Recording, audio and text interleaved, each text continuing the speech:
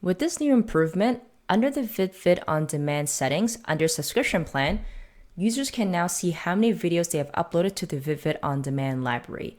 This number is a cumulative count of all the videos that have been uploaded that are both published and unpublished, whether they are single location or multiple location.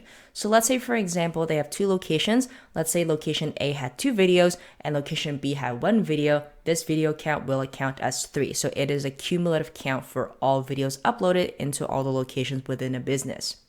Furthermore, the video limit up top will say right now currently 100 per location, which is based on the basic plan. The per location will only appear if the business is set up as multi-location. That means that if a business is just a single location, the per location verbiage will not appear.